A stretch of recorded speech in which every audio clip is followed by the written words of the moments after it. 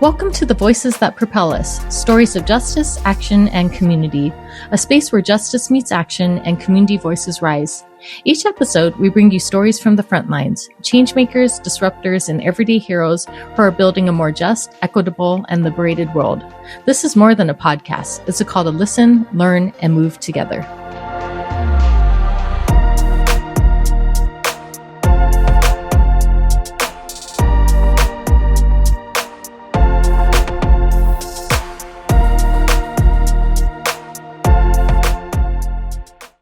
You were just listening to music from the incredibly talented Stephen Kong.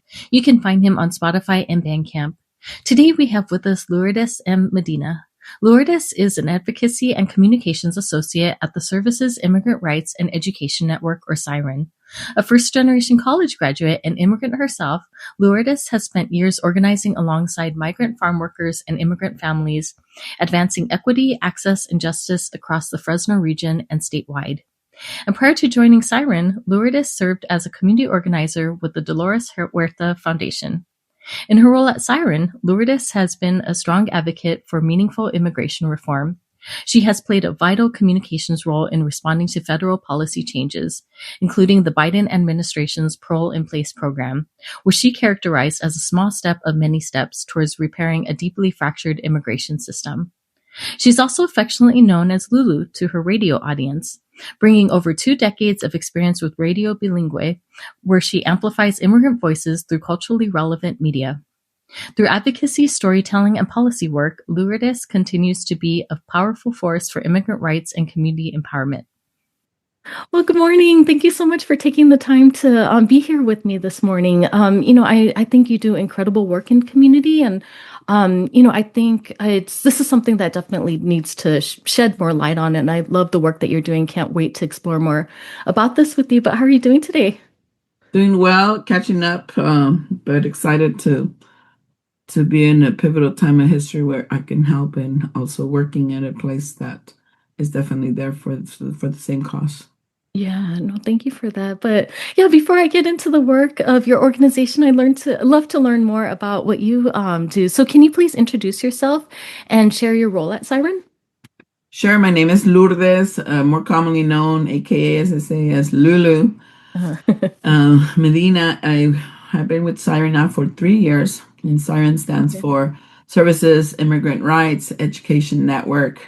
And I was hired on to help with advocacy and communications, and also helping with the policy aspects of immigration policy.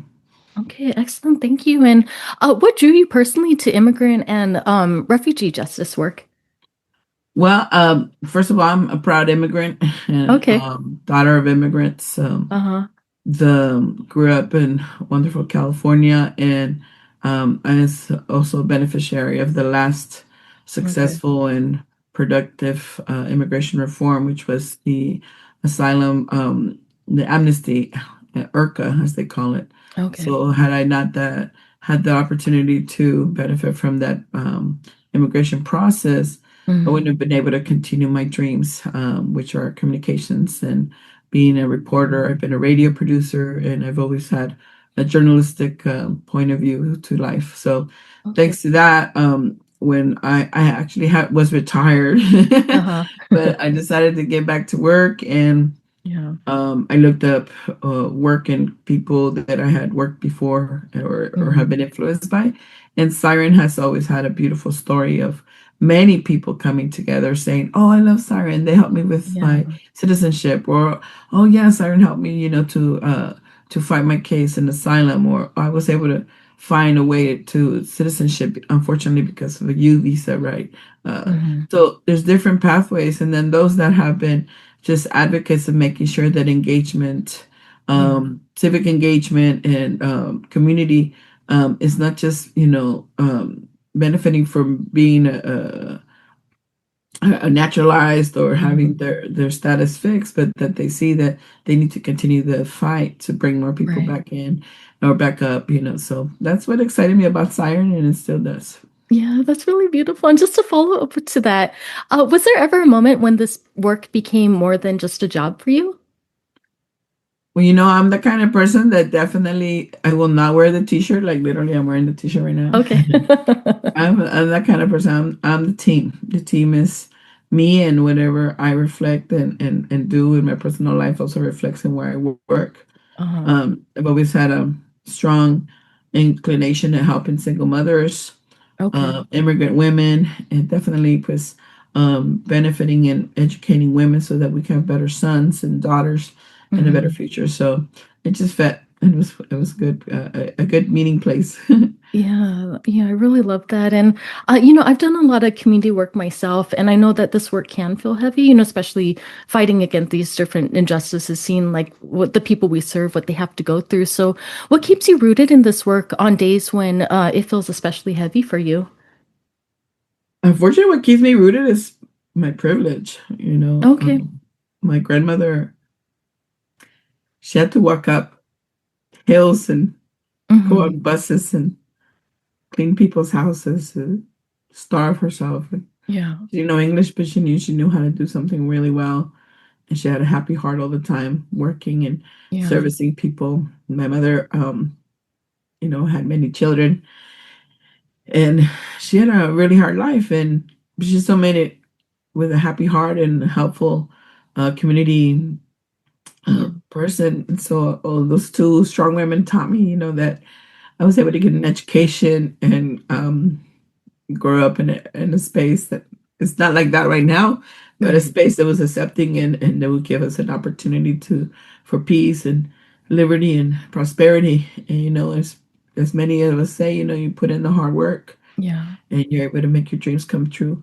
But unfortunately, the American dream was not really that. The American dream is that we all have to work together and know that we are government and that we are the people that this nation would ever dream of. Yeah, no, that's so beautiful. Thank you for sharing that part of your story with me. And I know you talked about this a little before, but for listeners who may be new to Siren, how would you describe the organization's mission and vision? I would definitely describe it as we have four pillars that are very important for us that Okay.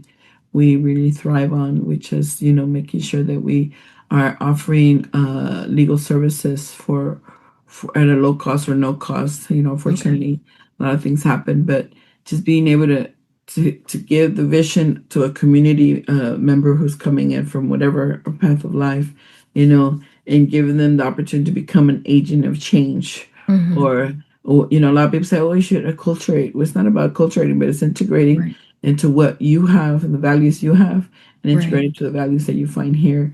And then just being an essential part of our society, right? Not just being Hmm. in the society, but being a part of the society. Where human rights definitely is important for us to see Yeah. all human rights and protecting all the community that we have. So I Yeah. think that that's one of the main things. And through that lens, we're able to bring in community members who might not be immigrants or refugees, but Hmm. are allies and see the benefits and have indulged in the culture or in Yeah. the food or in the Yeah. arts or in just the company of immigrants and you just see the world in a different way. Yeah, thank you for sharing. That's so beautiful. So, next, Siren centers immigrants and refugees as the primary agents of change. What does that look like in real life and not just in theory? Yeah, so one of the happiest moments for Siren and our participants and our clients are Hmm. when we're able to present um, fair and uh, intense, Hmm. I would say, case for their plea, right? Because immigration it's an onion. It's got many layers. There are Right, many ways that you're gonna um, come into this country or be in this country or why you're in this country. And right. when we win that case and the client just feels that tremendous amount of relief Hmm. and happiness, right? It's just the all-time high. Yeah, So that is met with, and from the client's behalf and ours is like, okay, now how do I turn around and help, right? right. And that help might be, making sure we have many community events, where we help with the fundraising or we help with outreach or we help with just being in the community. And right now, our biggest action is with our youth. Okay. Unfortunately, nobody grows up saying, "Oh, I'm going to be an immigration lawyer, or I'm going to be an Hmm. immigrant rights advocate," or they don't even know that exists, right? Right. Or maybe you don't even you grew up thinking, "Well, what's an immigrant?" Right? Uh-huh. So Right. now, unfortunately, it's trending. But we're working with youth, and we have a wonderful pipeline of youth being prepared and trained, and more not trained, but more anything is aware of what immigrant rights are, what the Okay. Constitution, why democracy matters, and from there Right. we're able to create a pipeline of people who can maybe go off to get an education on these topics, and also work for immigrant rights, because it's really hard to get people to work with us, and Yeah. because they don't know, or they think, oh, I don't think I could do that, right? But it's actually a wonderful way to make community be part of us. Yeah, no, I love that. Actually, I wanted to ask more about that too. So, one thing that I really love and appreciate about Siren is how you balance the direct services to the community and the people that you serve while also working towards larger systemic change. So, with that, how does Siren balance providing both direct services with organizing for long-term systemic change? Mhm. That's a director's question. Okay. Yeah, no. Recently, we've been growing a lot, our staff, unfortunately, because of current events and stuff.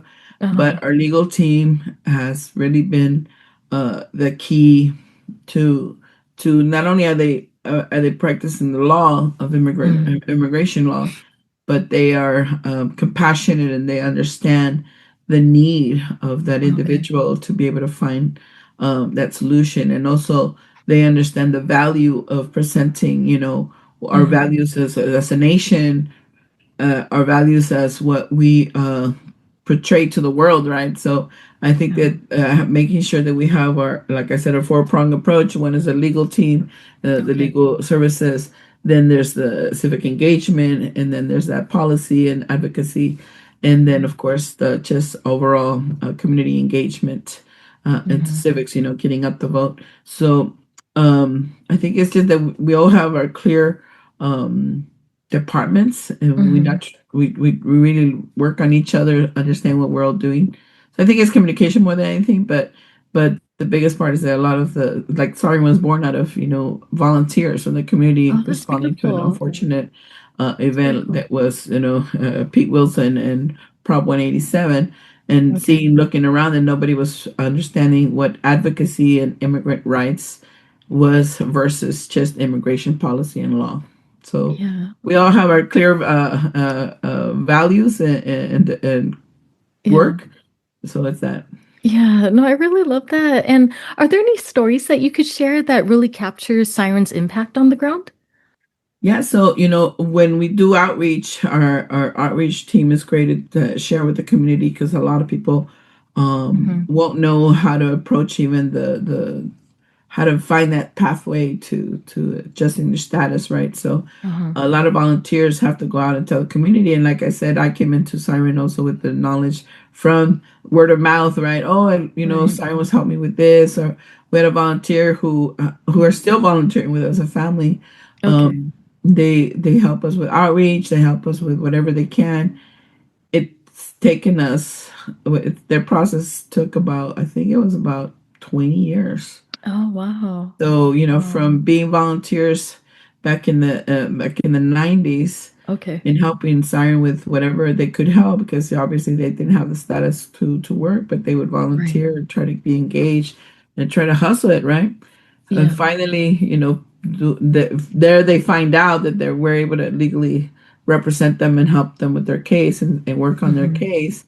Um, and I think it was just recently that the mom finally received the work permit. Oh, okay. So Okay. whereas nowadays people hear about immigration at the border or wherever, Right. oh yeah, they're giving the work permits and they're letting them in. It's a big long process, and every case is Yeah. individualized, and every case is different.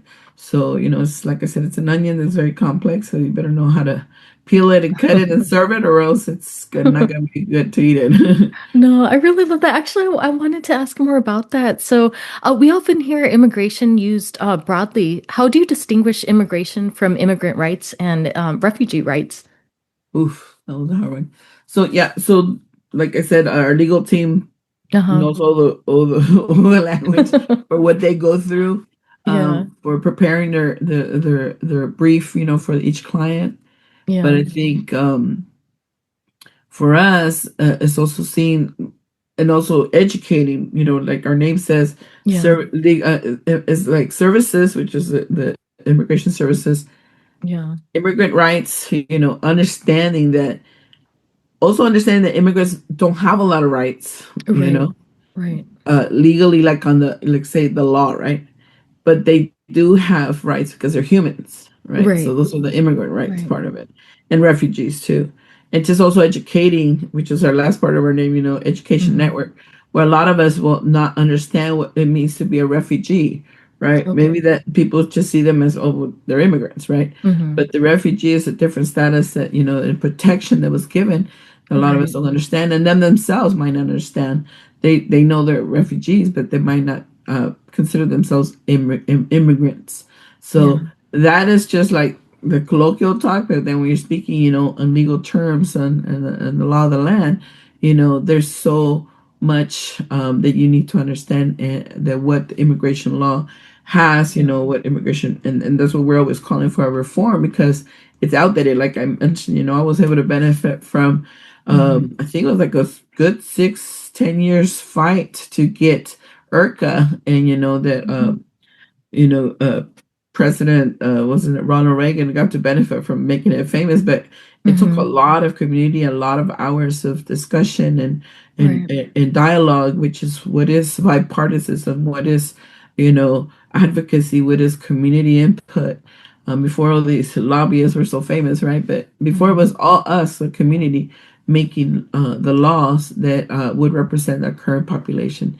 And Yeah. so, all that saying is that immigration law is something that we have to look to who is Right. managing it. We used to know it as INS, right? And Mm-hmm. INS dealt with also the USCIS, the United States. I'm going to forget the acronym. But Yeah. USCIS.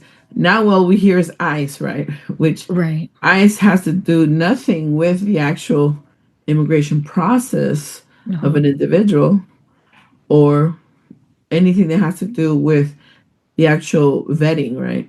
Right. And we're talking about enforcement, like what is the Department of Homeland Security, that which is only like 20, 24 years old. Mm-hmm. What is a 24-year-old really?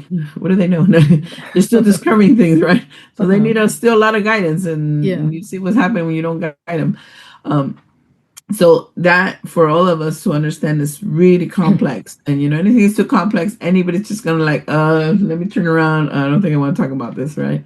Yeah. So yeah, it's very complex, but it is a system that was created by people for people, and Yeah. unfortunately, we didn't understand how much privilege we're making the decisions without understanding the Right. whole picture of a human.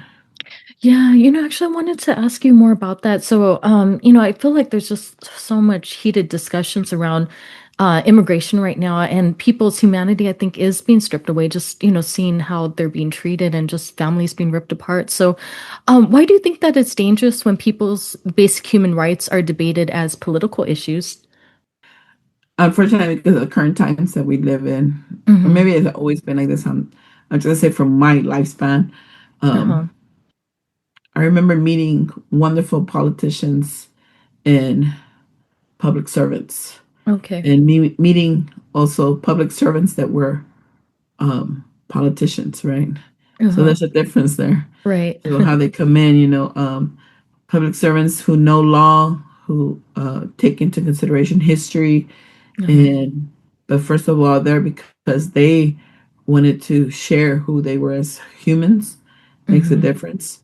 Yeah. And now, unfortunately, you see a lot of people wanting to share their ego and their power and Right. their status and their privilege, versus really understanding and knowing what the tasks that they're going to be doing, Mm-hmm. or understanding the values that they need to consider in the laws that they're going to be managing, or administrating, or making come through. And then there's the unfortunate part of the money, right? So Uh-huh. I think that that's an unfortunate thing nowadays, that it's just so concentrated in that if you don't have the money, you can't run. So you have to sell Uh-huh. your soul to be able to win, so that Right. you could bring a little bit of you into the table. And I think that's just the most unfortunate approach that we have now in politics. So Yeah. saying that, I Yeah. just think that maybe this is an awakening, a time of awakening of understanding the humanity that needs to always be present in everything we do. Because, Uh-huh. a lot of what's happening in my perspective and in our work, a lot of that's happening is a lot of us that didn't understand or didn't know, Mm-hmm. just rather give our power or our voice to someone that looked like they kind of knew what they were doing and Mm-hmm. they want to do it, just let them do it. I have nothing to add, when we all need to add something to what we are working for. Yeah, no, thank you for sharing that. I really love that. And, I just love to hear your thoughts on this. But what are some rights immigrants and refugees have, or that you think they should have, that people often don't realize? Well, I think, we always hear this both, well, at least more in Spanish, but, you know, being able to, that we come here to work, right? Right. And, and that's not the only value we bring, right? Mm-hmm. But I think the right to be able to have peace, the right to work, and Yeah. also the right to prosper and thrive. Uh-huh. I think that those are important human rights, but those are also important rights for immigrants. And meaning when this nation, and its borders, I mean, it's been selective how those Right. borders are used, right? If to look for workers or to look for just cheap labor or whatever, Right. but just everywhere that if we've ever gone west, like they say, it's because the marketing power was good, right? Yeah. And the illusion, or maybe the indulgement of that this nation stood for democracy, and that Mm-hmm. was looking for the good of people, and always, wanting to give the world a light. Right. So, Right. I think that gets a little lost once you get here, because it's just about really surviving. Right. So immigrants have a right to survive too, but they have a right to be also be respected and seen as people, not just as Mm-hmm. workers. So I think that that's one thing we have to understand.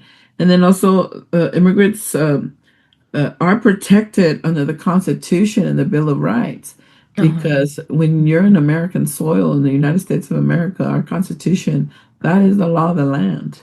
Right. And although I do think the immigrants probably know the Constitution way better No, I than think so a too. native born, um, they don't really and can't really comprehend the value of the Bill of Rights, or the value Okay. that we the people have, because they have come from being betrayed and Mm-hmm. being hurt from government before. So I Yeah. think that that's a right that they didn't have. So have an education, being able Yeah. to thrive, and being able to be free to find peace is important. Yeah, I really love that. Thank you. And, I'd love to hear more about developing leadership. So, how does Siren support immigrants in stepping into leadership, especially when systems are designed to exclude them? Well, definitely, the first thing is being able to have community organizing, right? And Uh-huh. community organizing that's is not only on topics that we serve, which is immigrant rights, but then also the right for fair housing, right? The right Mm, for employment and protections where you work. yeah. But also understanding that engaging in organizing a community is so that you could really be with community to make that Mhm. area better. In San Jose, we have a very diverse community of immigrants that really are what propels, Uh-huh. um, not only California, but this Mhm. nation, right? The efforts being put together not only for our AAPI communities, from our Right. Latin American communities, but then the international world. We have from all over the world, Hmm. and here in the Central Valley, and where Siren also serves, we have a huge Latin American community of Mexico, right, and Uh-huh. and from India, and from Hmm. API also, and then we have a huge community of refugees also. And actually, Fresno was one of the first areas, like I think it was Minnesota, who took in Hmong communities during the Vietnam War. So all of these individuals and nations brought what we are as a nation and we are as a community. So and then also the legal services, being able to give them that, and Mm-hmm. having policy advocacy. And that was the hardest one because Uh-huh. policy advocacy is really not only from immigrants or for immigrants, but it's all of us, right? Native Uh-huh. born or immigrant or just have generational families here. Policy is always going to be in the time of, right? So right Right. now the policies, unfortunately, they need to we're advocating for is the basic protections of democracy, due Mm-hmm. process, and then of course, uh, uh, the target is immigrants Uh-huh. and immigration, but it's not really just about that right now. It's about everything, and the civic engagement. Making sure that they have their voice ready to vote. And understanding Yeah. that we all value, having that chance to vote and the privilege that we have here, not only as a right, but also to see it from an immigrant's perspective that this may be the only place in their lives that they were able to vote Mm-hmm. the way we vote in this country. So, Yeah, no, thank you for sharing that. And, a little bit about me. I actually studied ethnic studies, specifically Asian American studies in college. And for me, it felt so empowering to see people who looked like me leading our movements, or like, people from the community, serving the community and leading those movements versus, I think, outsiders coming in and, leading those movements. So, with that, what does empowerment truly mean in immigrant-led organizing? wow. Empowerment really means, when from being helped and served in a way and Hmm. educated and empowered is that now you're at this side of the table, Right, right. helping to continue that fight because one thing is to have compassion but and empathy, but that can also only come from walking the walk, right? Right, So right. I I love that. think that when you see them, when we see each other, and we're like, when we have our youth, right? We Hmm. their parents might have gone through the immigrant pathway, Uh-huh. but their children might have never understood the importance of that immigrant journey that their Hmm. parents had. And with when they learn here and they see the privilege that they have and the opportunity that they have to share with community, and they say, you know what, I want to Yeah. pursue it, further enhance, Hmm. what immigration policy and all that is. So I think that's the empowerment when they say, they can become interns or they become my Uh-huh. coworkers, right? Or better yet, they go off and work for industry, and then they bring that viewpoint. I think that's empowerment, changing the world. Yeah. No, cool. Thank you for sharing that. And I just love to hear your thoughts on this. But how do you think that immigrant justice intersects with other movements for racial, economic, and social justice? Intersection is so important and so valuable that Hmm. many of us, the word itself is it's not a now thing, right? Like I'm old school. It took me a while. I was like, what are they talking about? Uh-huh. But we've always been doing it. That's a wonderful asset that immigrants always brought. Hmm. That we Yeah. know we were intersecting, but we Right. always value being able to share and help and serve and then Hmm. also learn from others I and for love that. others, right? Um, right now, being able to coming from immigrant families, we've always whatever our grandma and grandparents and our elders said, we make sure we respect what our parents did. And also, we waited our turn to bring our knowledge forth, right? Okay. Unfortunately, when you immigrate, you kind of lose that because you don't have all your family here. So you're learning Right. to intersect with other families and the Hmm. system to connect. So right now, intersection is so important because as we're seeing, unfortunately, right now with what's going on Yeah. in this 2026 20 is that we are in the 21st or 22nd century. We've become so individualized that we didn't realize how everybody is connected and that when one part of us is hurting, we're all Yeah. gonna hurt. So That's Yeah. why we need to have more intersection. Yeah, no, I really love that. And what gives you hope right now, even amid ongoing attacks on immigrant communities? If I did not have my granddaughter at this point in life, Oh, it yeah. would have been much more difficult. She brings me joy and presence, Yeah. and just seeing her, like I said, being able to see her in this country, Hmm. it gives me hope because I had that hope growing up. I had the opportunity because there was many good people who stepped forward and Yeah. stood up and fought for this immigrant girl to be able to bring this nation and the world really, because whatever we Yeah. do in the United States, it's a global viewpoint. So I keep myself present, with the values that I am as a family member, the values as a community member, and then the values that I hold for love and for peace and for universal health care and Hmm. for access and education. That's what gives me hope.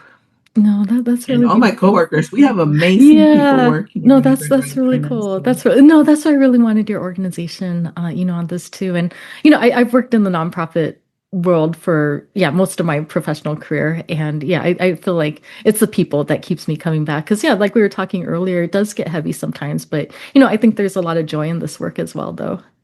yeah, and unfortunately, right now, the trending word or the thriving word you could say is Hmm. HATE. I don't even like to say it. Okay. And we just really need to continue, all of us that possess love and possess Yeah. compassion and empathy. We just keep making sure that we repeat it. Yeah. Because if anything, life is repetition, repetition, repetition, and you get it, and then there, the the current status of people is, this anger, this Right. bitterness, this negative parts of our being as humans. But we really need to just continue showing love and showing gratitude and Yeah. showing dignity for all. I really love that a lot. And just going back to your earlier point, something that I want to do with this podcast is show people how they can stand in solidarity with different movements, different communities, even though they themselves might not identify with that community. So, for listeners who want to show up in solidarity but don't know where to start, what would you tell them? You know, fortunately, we have a lot of organizations, and Okay. now we have the internet. Mm-hmm. But definitely look for SIREN, on our website, sireninimmigrantrights.org. And Uh-huh. there, you could call me or you could check us out and send us a message, follow our social media. We have great people working on our social media. Yeah. And DM us, like the kids say, DM them because I don't get it. And just say, ask your question. We host the listening circles, we co-host education presentations of Know Your Rights. And Okay. then more than anything, we're here to listen to what are your questions, because I think that that's what's been missing and especially in immigration and immigrant rights, is Mm-hmm. that don't just take it off a top line or headline. Come and investigate us through our website or call us. Reach out to organizations. More than happy. We're Yeah. very people friendly and Right. and ready to share, so that we could. And your questions are also helpful because that it helps us strategize in how we communicate to share Okay. what our fight is and what we're doing for immigrant rights, for children, for women, for men, for LGBT, for the houseless. It's just, justice just means that you're present to want to make a change. Yeah. No, I really love that. And how would you recommend that people find organizations like yours or other organizations who are working with similar issues? Well, as they say, well, you could just on the Okay. browser put Okay. immigrant rights. Right. I mean, the machine, they'll go to the first ones, but, we're always out there in community Okay. affairs, and we're always out there I in, love that. in, in churches and faith bases. But there's a lot of coalition work happening. So you could even just use those keywords, right? Coalition for human rights, or, immigrants. Yeah. Like, and we pop up, we're not that famous, but we're popping up, maybe. Yeah. But definitely just go to the source, go Okay. to the source. And churches are a great place to start too. It's like, Okay. do you know any organizations that help with immigration or immigrant rights? Mm-hmm. or human rights, right? They're able to tell you sources. Oh yeah, this agency. But I just Yeah. think that if anything, and if you don't find it in your area, Uh-huh. create it. I I mean, love start that. building it. Yeah. Start building it. Now I just saw a young man who created an app. He's in high school. He created an app on how to help families Wow. navigate how to start, looking to getting their papers. I think he said it was Wow, okay. that's So, cool. the innovation is there. It's in your hands. It's in our generation right now. Uh-huh. It's all in our literally at your hands. But ask questions, and Yeah. I think that it make I used to also work with Dolores Huerta, and like she Okay. says, you never stop from meeting someone because you don't know who's going to be the next organizer. And Wow. organizing is hard work, but it's very, very rewarding and fulfilling, right? So even if you just organize a team of pickleball, Yeah. pickleball is a pickleball, one of those sports that's famous right now. Within that group, you'll see the diversity, and then it's, Right. and just find that calling you. Did you those usually if you have like questions in your heart, it's your Uh-huh. calling. It's your calling. So, Yeah. research it, talk with people, and start building your project of hope. This is how Yeah. SIREN was born. People who Right. knew that immigrants are valuable, people who knew that immigrant law Mm-hmm. needed to be better interpreted or Uh-huh. applied, and then immigrants who knew that the value of government was because it had to come from us. So Okay. Okay. No, thank you so much. That's so beautiful. And how do you think that allies can challenge harmful narratives when they hear them? So this could be in their families, workplaces, or communities. yeah, as a communicator, I gotta say, please always stand your ground. Meaning, what are your values, right? Mm, If right. your values start with family, or whether it's religion, Mm-hmm. or whether it's peace, or whether it's youth, those if those are being hurt, you Uh-huh. know, and you see that there's no fairness into that, then you got to make sure that you invest in talking and open dialogue to improve that, and never be afraid of your viewpoint and your point of view, because Yeah. the ones opposing and who are hurting us and who are definitely anti-immigrant, well, they're being loud and clear about their values, right? Uh-huh. Right. So Right. if they're not shy about sharing their values, if your values are rooted in good Right. and love, why shouldn't you also be making noise, Uh-huh. right? So I think Right. we can't let them, like we say, use your voice, and know that your Mm, voice is important and valuable, and we need each other. So if you're rooted yeah. in love and good, I think that only good can come from that. So Yeah. definitely don't be shy. No, I really love that. And what's one thing that you want listeners to walk away understanding about immigrant and refugee rights? Let's start with humanity, Mm-hmm. right?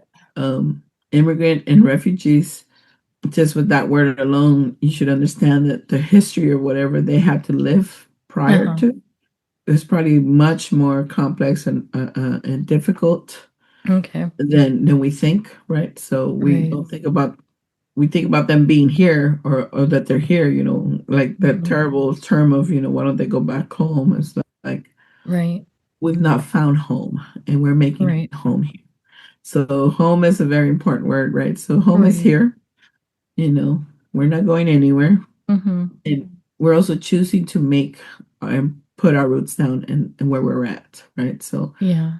and that's a right we all have as humans. Mm-hmm. Borders were created by policy and by men, borders are Yeah. not part of our human nature, but they're here. But we also have to consider Right. just the whole nature of it. And immigrants and refugees, um, from their heart, you could see that when they're here, it's because they're here to be with us. Mm-hmm. And so can't say that of everybody. So we have to appreciate that and just respect that. Yeah, no, thank you so much. And thank you so much for your time today. I had such a wonderful time speaking with you. I thought this was an absolutely beautiful conversation. But just as we're wrapping up, is there anything we haven't talked about that feels important to say out loud right now? Yeah, when we talk about know your rights, it's Mm-hmm. not just for immigrants. It's for Right. all of us. Right. One, education is key for all of humanity. And Uh-huh. so really get yourself into that to that notion that you need to understand what we mean by knowing your rights. If you have Yeah. and you can, meaning willing, you can physically or Mm-hmm. you can or have the opportunity, speak with your legislators, whether you voted for them or not. Uh-huh. Representatives in democracy is about us being also at that table. We can continue with what has been happening, that we allow the Yeah. powerful or the lobbyists or the money talking to their ears. We need to come and make relationships with our legislators serving us from city, Right. county, state, and federal, because that's really what it's about. For them to represent us, they need to know who we are. Right, right. No, thank you so much for closing with this. And just lastly, where can people find you if they'd like to connect with you? But definitely our website's a good source. We're going Okay. to be going to a new website, but it'll still be the same address, Okay. sirenimmigrantrights.org. Uh-huh. And then, of course, you could follow us on social media. Our Instagram is pretty famous. And that would Okay. be at siren underscore immigrant rights. And Okay. yeah, we have a good team on our IG game. I know that Okay. our Youth Liberation Institute has a TikTok. I know nothing about that. Look at my gray I know, hair. me too. But once you get to our IG, you'll find a LinkedIn link tree to all of our Uh-huh. socials. Yeah, no, I use Linktree too. I think it's so convenient. But thank you again. You're doing such incredible and impactful work. I wish you all the best moving forward, and I truly hope that we could stay connected with each other. And I hope you have a good rest of your day. I shall, and I bless you and give you with good health and Thank you. prosperity in this new year and lunar new year coming up. So Yes. great day. Thank Okay, you. thank you too. Okay, goodbye.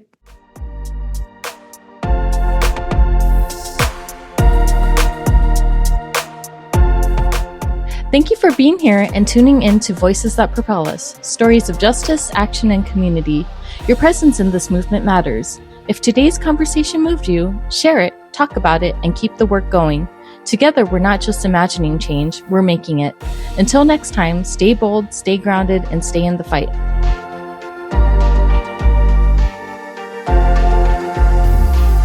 Every time I feel so mad and sad and bad, I say to myself, relax, lean back, it's a brand new day. And every time I feel so down that a friend